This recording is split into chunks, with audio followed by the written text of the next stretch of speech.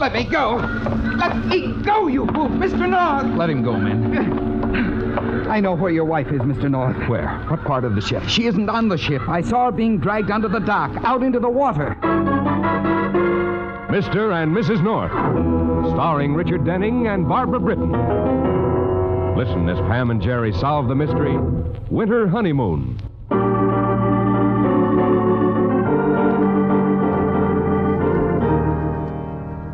The East 64th Street apartment is a perfect example of the decorator's art. Too perfect. And Aline Sheridan, the apartment's occupant, possesses the same degree of physical perfection. Yet an apparent lack of warmth robs her of real beauty. Even now, in anger, there's not one blonde hair out of place. Sure you don't want a splash of soda in yours, Walt? You know I never use soda. That's right. I know all about you, don't I? Oh, come off it, Eileen. This isn't the way you're supposed to take it. What did you expect? Pleasant smile, a goodbye kiss, and a few kind words. Who's the girl, Walt? Eileen, this isn't like you. You've never gone to the trouble of finding out what I'm like. There's no one, believe me. Walt, who's the girl? Well, if you insist on knowing, I'm going back to Judy.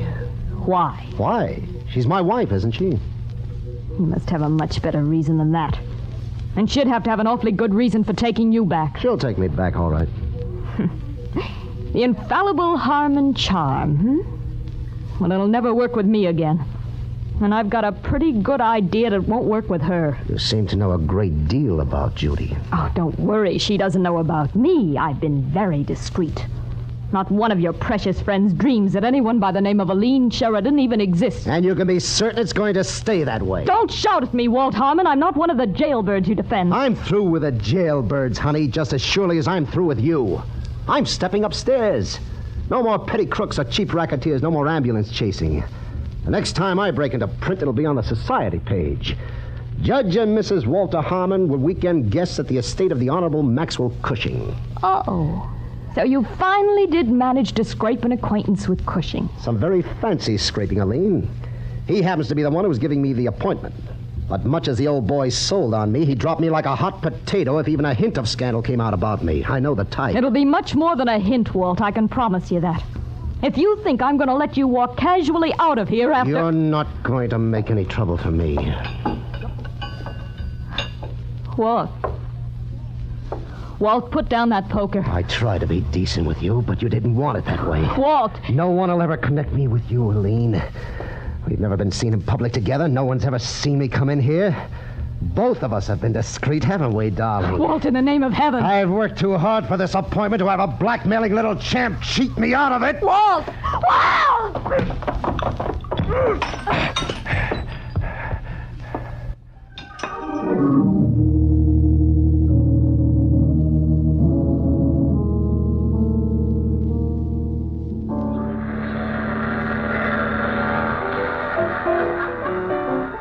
Happy, Judy? I don't know, Walt. You're being more thoughtful and attentive than you've been in years, but... Well, there's something I don't know. Well, maybe I'm trying to rush things. 4 days isn't much of a trial, is it, Judy? But I got a hunch that when we land in Trinidad tomorrow, the romance of the place will get you. Walt, what are all those people doing at our table? Oh, there aren't really too many. Just the Norths, a nice young couple we met the first night out, and Miss Reimer, who happened to be sitting near me on the deck when I invited them. Well, and here Mr. they are now. Hi, Judy. Walt. Hi, everybody. I'm glad you finally got here, Judy. I've had a terrible time keeping Jerry from opening the champagne without you. Champagne? The captain sent it over. He isn't lucky enough to have a honeymoon couple aboard every trip. Oh, well, I'm afraid you're making Oh, I better sit over here, Judy, darling. Might be a little drafty over there. Oh, thank you, Walt. How about that champagne? Oh, what's the matter, Judy? You look sort of dazed, huh? Don't start picking on it, Jerry. You know what a tropical moon does to a bride. Oh, how should I? With us, it was the Hoboken Ferry, and it was raining. Always quibbling. Oh, quick, everyone. Turn around. Pretend you don't notice him. Huh? Notice who? Oh, that horrible little worm of a cruise director. He's heading this way. Every time he comes near me, I simply shudder. He's positively ghoulish. Well, everyone having a good time? Just wonderful, Mr. Meeker. Oh, everything's fine. Oh, sorry sorry we're crowding here a bit, or we'd ask you to join us. Oh, I wouldn't dream of intruding. I just wanted to let you know there's dancing going on in the main salon. Thank you, Mr. Meekin. Mrs. Harmon, I was wondering if you'd do me the honor of dancing with me. Why, thank you very much, Mr. Meekin, but I'm terribly tired. I was just about You don't have to make up excuses. If you don't care to dance with me, it's perfectly all right. Good night, everyone. Oh, I'm... Wow. Pardon me a second, will you, folks? Mr. Meekin! Mr. Meekin! Yes? Mr. Meekin. Maybe it's none of my business, but you sort of jumped to a wrong conclusion just now. Did I? You see, I asked Judy Harmon to dance a second before you came up, and she turned me down, too. Maybe we both forgot for a moment that she's on her honeymoon. That wasn't why she refused to dance with me, Mr. North. She doesn't like me. People never like me. They smile and pretend to be friendly sometimes. Oh, but we like you very much. You just imagine that people don't like you. It's not imagination. I've heard them talk. They think I'm small and insignificant, that I'm not suited to my job. They whisper about me behind my back. Well, no one better say it to my face. If anyone does, I'll kill them. Oh, Mr. Meekin. Who's your first patient, Dr. North? Oh, Pam, I didn't hear you come out. How come you left the party? It left me. Judy decided to go to bed, and Walt wouldn't let her take the long, dangerous trip all the way to their stateroom alone, so the festivities came to an abrupt halt. Oh, what a terrible waste of champagne. Well, I guess we might just as well head for our cabin. What? I was just thinking of the call I got from Bill Wagon just before we left. You know, the poor guy was really jealous of us taking this holiday. You never did tell me why he didn't get down to the ship to see us off. No, he was on a case. A beautiful blonde, a woman named Aline Sheridan, I think he said, was found beaten to death with a poker. I didn't see anything about it in the newspapers. Well, her body was found just before we sailed. Oh, let's not talk about it. Jerry, did you notice anything strange about him? Bill? No. Meekin? I was talking about Walt Harmon. Harmon? Oh, now what's strange about him? Well, he just doesn't seem to act like a newlywed to me. Are you kidding? He's the most attentive bridegroom I've ever seen, outside the movies. Well, that's just it. When a man makes such a public display of his affections as Walt Harmon does, it's obvious that he must be trying to hide something.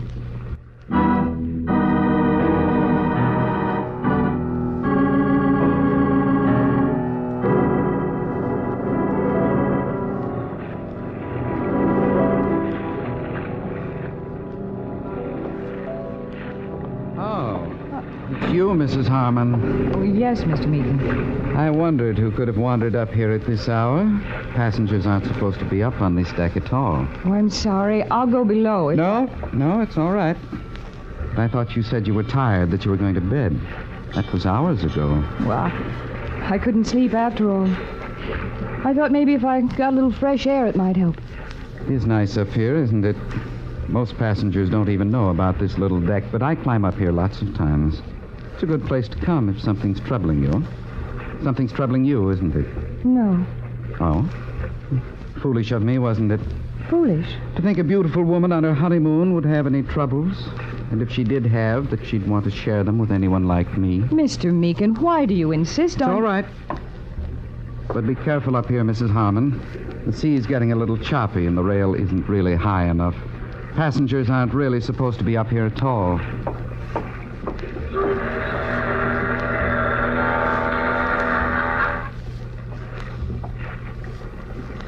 Oh, lucky thing they haven't got a crow's nest on this tub, or I never would have found you. I'm sorry, Walt. I thought you were asleep. I was until an hour ago.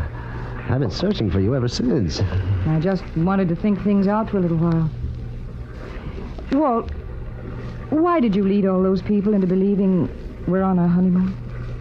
Well, I can see now that it was a crazy idea, but when I planned it, I thought maybe if everyone aboard treated you like a bride, it might be easier for you to pretend.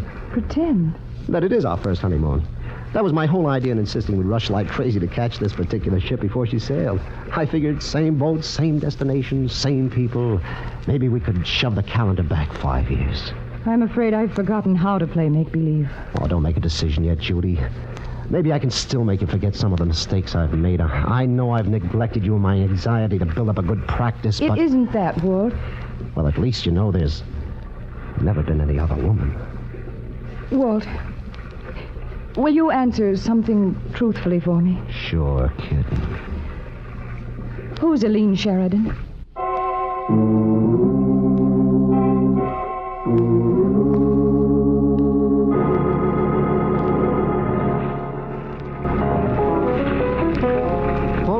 asked me about? Aline Sheridan. I'm sorry, I didn't register. Am I supposed to know who she is? She's been asking about me at my beauty parlor, and I couldn't figure out why. Well, maybe she wanted your endorsement on a facial She was a cream. customer there, a new one. And according to my manicurist, she wasn't the type to patronize a little neighborhood place. So you thought she might have come here to spy on you because she was interested in your handsome husband? Yes. Oh, I'm sorry to disappoint you, kitten, but I've never heard of the lady. But I might look her up when I get back if you decide you aren't picking up my option. Walt, I don't know. I guess maybe I do still love you a little, or I wouldn't have been jealous. I've been repeating that name 1,000 times. Look, maybe you better try it in your bunk instead of counting sheep. It's time we grab little Shut-Eye. Tomorrow's going to be a big day.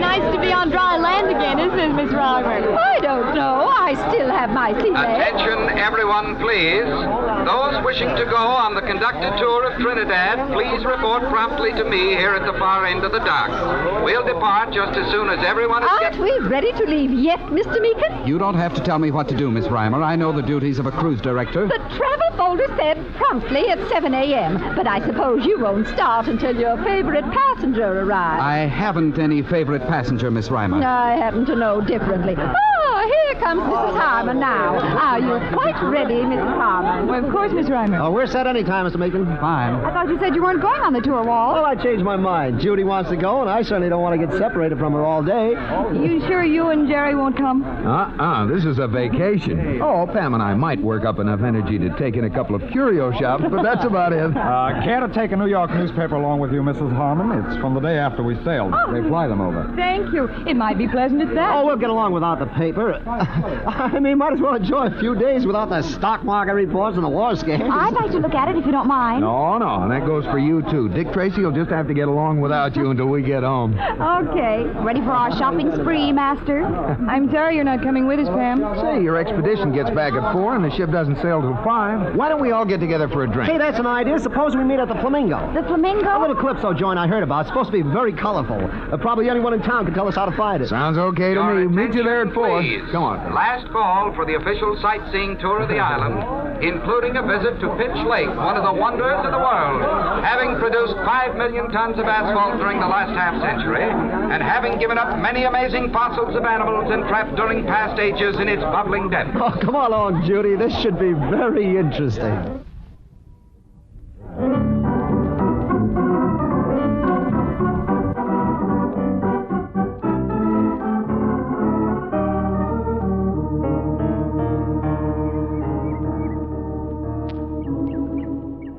I'll be perfectly all right, Walt. You go back and join the others. I wouldn't know where to find them. They're spread out all around the lake. Well, I think most of them went up toward the other end. I'm sure you can catch up with them. Maybe, but we're due to head back toward town in half an hour, so I might as well wait and meet everyone back at the cars.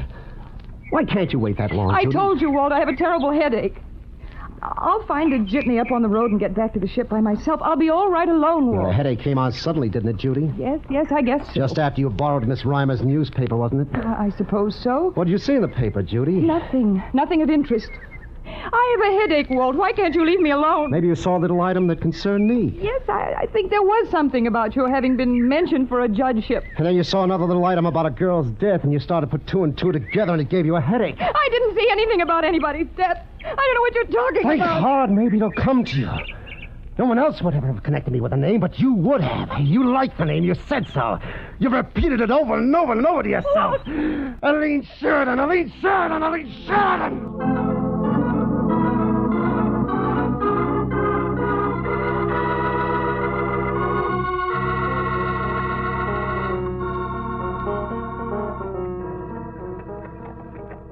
Lovely, isn't it, Jerry? This little street or that scarf in the window? Both.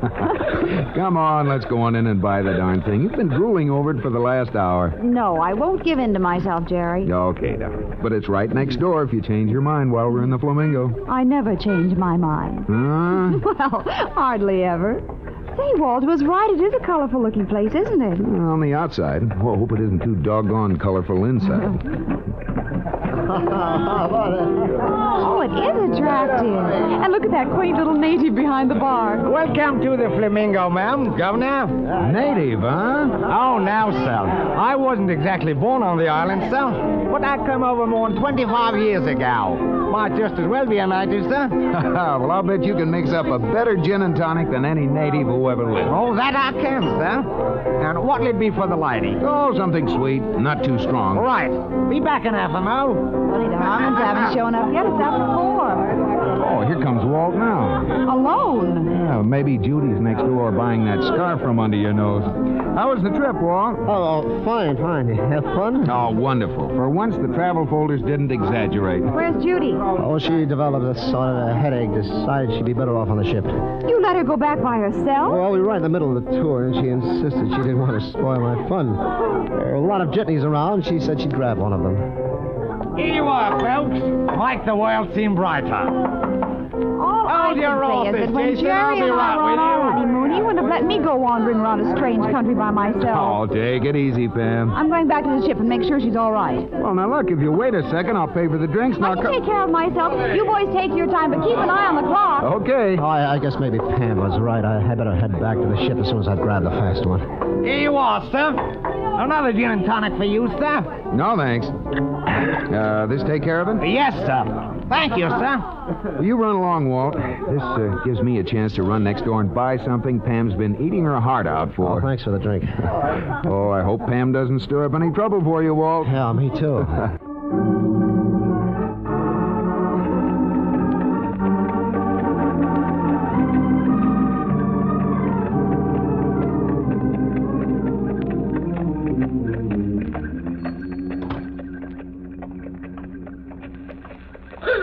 Hey, watch where you're going. Sorry, Mr. North. It's all right. You missed me. What are you doing ashore, Purser? Well, I got a rather alarming phone call. You haven't seen a large party from the ship. No, I just came out of the shop. I haven't seen anyone. They were supposed to be headed this way. Here we are, Purser. Over here. Pull to the curb, driver.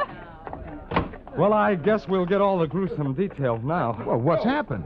Mrs. Harmon was murdered out at Pitch Lake. What? We have the murderer, Purser. They're all wrong, Purser. I had nothing to do with the murder. I was trying to We'll let someone else decide that, Mr. Meekin. He was caught red-handed. In the name of heaven, listen to me. Wait a minute. One at a time. Well, Miss Reimer seems to be the head of the posse. Why don't you let her lead off, Purser? Gladly. It was this way. Mrs. Harmon had a headache and decided to head for the road to find a jitney back to town. She'd hardly gone when Mr. Meekin left the party to follow her. Well, poor Mr. Harmon left in the first car, and then I organized a search party. We were too late to save Mrs. Harmon, but we caught Mr. Meekin. Mr. North, Yes? you said you liked me. Could I talk to you alone for just a minute? Well, why not? Is it all right, Purser? It's up to you. Be careful, Mr. North. He's a maniac. Look, you don't believe I killed her, do you, Mr. North? I don't know. But last night you were sounding off about killing somebody or other. I was just talking. I was upset. I didn't kill her. It was Walt Harmon. Well, you think you'll be able to convince a jury that a groom killed his wife on their honeymoon? They weren't on their honeymoon, Mr. North. What? They were married 5 years ago. Took the same cruise that time. Well, Walt said he'd never been to Trinidad before. They were here, all right. I know because I was a room steward at the time. I never let on I knew them because I didn't want anyone aboard to find out I was never a cruise director until this trip. Come on. Well, where are we going? Just into the Flamingo here.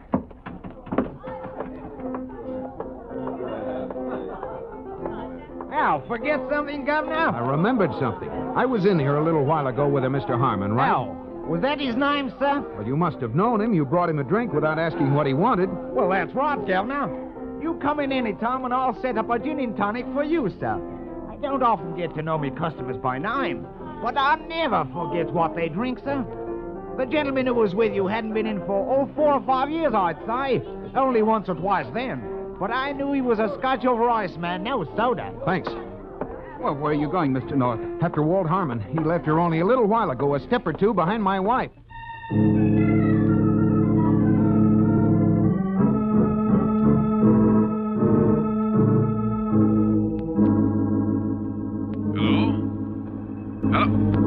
Say, what's going on? Who is this? I'm trying to reach Lieutenant Wygand in homicide. This is Wygand. Pam? Yes, Bill, I'm in Trinidad. Where's Jerry? Oh, he's probably back on the ship by this time. I sneaked off so he wouldn't know about this call. I'm phoning from a booth on the dock, Bill, but you mustn't tell Jerry I phoned if I turn out to be all wrong about what I've been thinking. Well, whatever it is, you better get it off your mind quick. Bill, there's a honeymoon couple aboard. Only she's not aboard, and I don't think they're on their honeymoon. Perfectly clear so far. Well, I know it sounds crazy. That's why I'm trying to find out about it. Go ahead.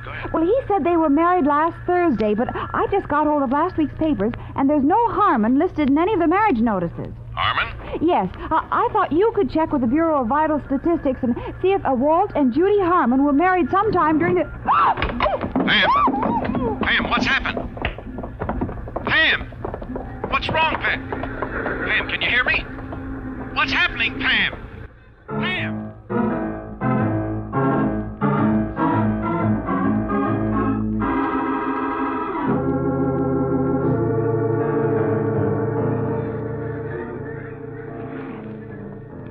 Just how long do you expect to hold up the sailing, Purser? That's not up to me, Miss Any Reiner. sign of her, Purser? I'm sorry, Mr. North. I've had the ship combed from stem to stern, but there's no trace of Harmon or your wife. Have you tried going... Every place ashore. The police are looking, but Let me go, you fools! I've got to talk to them. I saw them, I tell you. I saw them. Purser! Mr. North! Let him go, men. Who did you see, Meekin? Harmon and Mrs. North. I could see them from the little cabin they put me in. where are they? What part of the ship? No, I saw them out the porthole. They're under the dock. He was dragging her out into the water.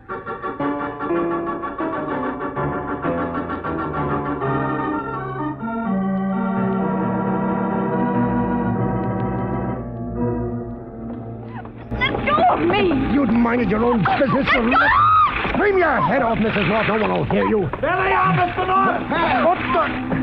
Grab him, Mr. North! He's trying to get away! Grab him! Back here, Harmon. You? Oh, no, you don't. What did you think you'd accomplish with this murder, Harmon? He may have a little trouble answering if you keep holding his head underwater, Mr. North. Oh, I'd like to hold it under permanent. Here, let me handle him. You look after Mrs. North. Pam, darling, are you all right? Yes, I guess so. Oh, it's all right now, darling. It's all right. It's all over. It's all right.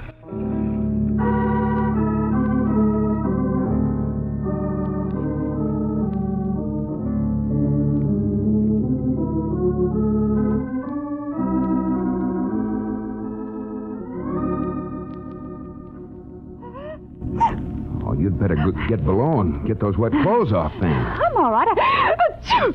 Here, put this on.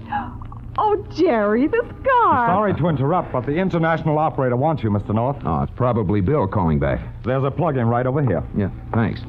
Tell him Sure, I'll give him the message. Hello. Jerry, in the name of heaven, what happened to Pam? Oh, she's all right, Bill, except for a little cold in the nose. Maybe that'll keep her from sticking it where it doesn't belong. That's what I like about you, Jerry. You're always the optimist. You always see the bright side. Well, it isn't hard to look at the bright side of this, Bill. You should see Pam's nose. Bright red.